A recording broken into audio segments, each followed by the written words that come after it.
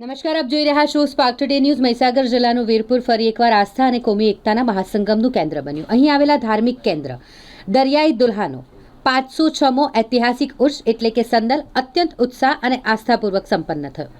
3 દિવસ સુધી ચાલેલા આ ભવ્ય ધાર્મિક ઉત્સવમાં દેશભરમાંથી લાખો શ્રદ્ધાળુઓ ઉમટી પડ્યા, જેના કારણે વીરપુર જાણે આસ્થાના રંગે રંગાઈ ગયું હતું।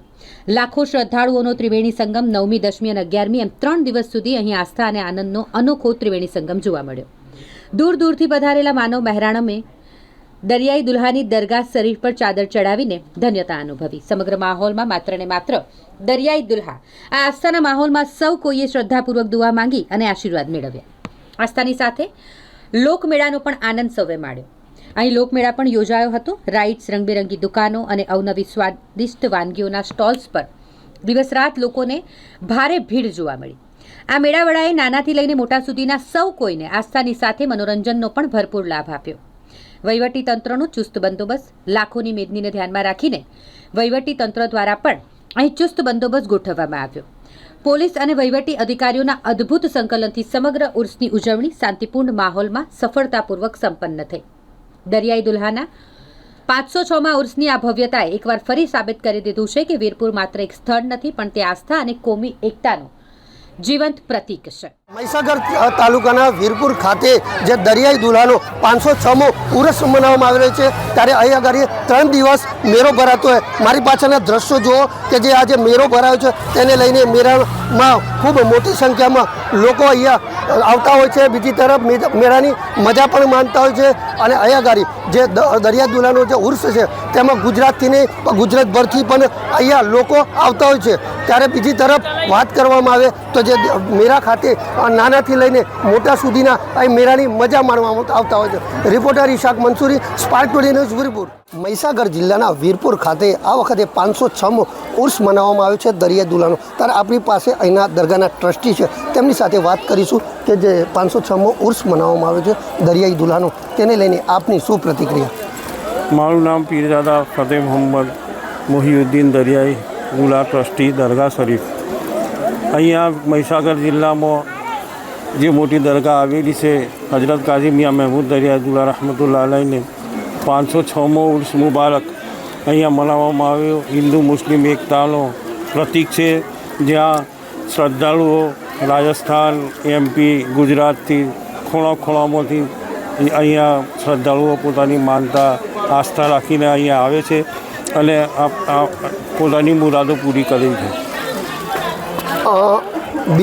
બીજો વાત કરવામાં આવે તો અહીંયા આગળ ગુજરાતથી નહીં પણ ગુજરાત બહારથી પણ અહીંયા આગળ આવતા હોય છે અને જે તેમની દિલની જે તમન્ના હોય છે તે પૂરી થતી હોય, તેમની જે આસ્થા હોય છે તે આસ્થા પણ પૂરી થતી હોય છે। આ દરગાહે ખાલી હિન્દુ નહીં પણ અહીં આગળ હિન્દુ મુસ્લિમનું એક પ્રતીક જોવા મળતું હોય છે। ત્યારે હિન્દુ પણ ખૂબ અહીંયા આવતા હોય છે અને જે તેમની દિલની જે મનનો કામના હોય છે તે પૂર્ણ થતી હોય છે। Reporter Ishaq Mansuri, Spark Today News, Virpur. Virpur. My name is Janki Shukla, Mahisagar district. આ મારો બાબો છે Taksh Soni, she is my daughter Mishri Shukla and my husband Mihir Shukla.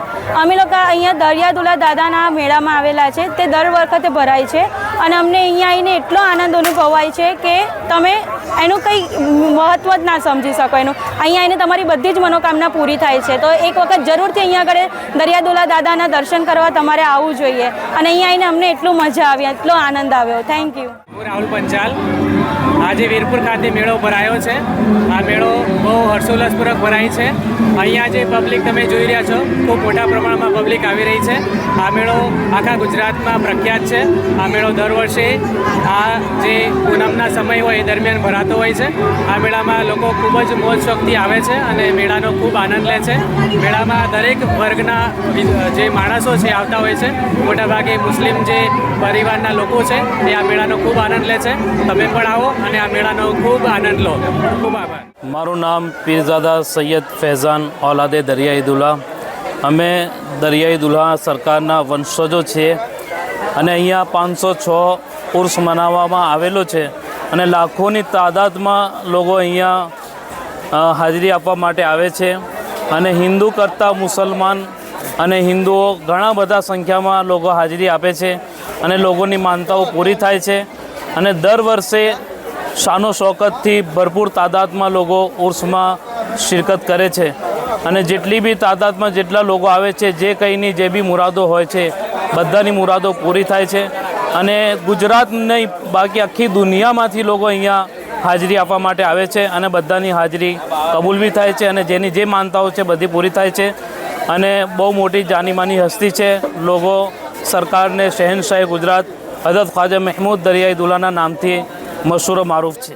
મારું નામ સૈયદ મુજમ્મિલ, હું કાલોલથી આવું છું. અહીંયા જે બાબાનો આસ્થાનો છે ત્યાં આગળ દૂર દૂરથી લોકો પૂરા ગુજરાતમાંથી, રાજસ્થાનમાંથી, મધ્યપ્રદેશમાંથી, મહારાષ્ટ્રમાંથી આસ્થાની સાથે આવતા હોય છે. દર વર્ષે અહીંયા લોકો પોતાની આસ્થા લઈને આવતા હોય છે અને અહીંયાથી એમની ખાલી ઝોલીઓ ભરીને લઈ જતા હોય છે. અમે પણ દર વર્ષે આ બાબાની દરગાહ પર આવીએ છીએ અને અમારી મનોકામનાઓ પણ પૂરી થાય છે અને એમના સદકામાં અમને ઘણું બધું અહીંયાથી મળેલું છે અને મળતું રહેશે.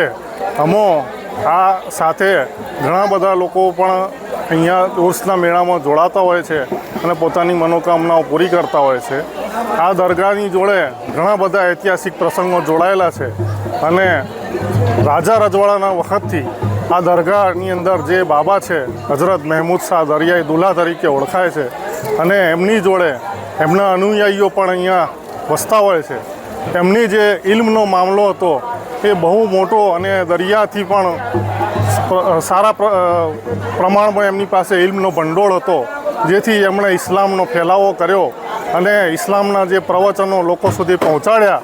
એનાથી ઘણા બધા નાત જાતના લોકો ઇસ્લામ પ્રત્યે આસ્થા રાખતા થયા અને એની સાથે સાથે લોકોને જે લોકો ગેરમાર્ગે દોરાતા હતા એ ઇસ્લામના સિદ્ધાંતોને અનુસરતા થઈ અને ઈમાનની મજબૂતી સાથે આજે તમે જોઈ શકો છો કે ચારે બાજુ હિન્દુ, મુસ્લિમ અને ઘણા બધા અલગ અલગ ધર્મના લોકો અહીં આસ્થાની સાથે જોડાયેલા છે, જે બહુ ગર્વની અને સારી વાત છે.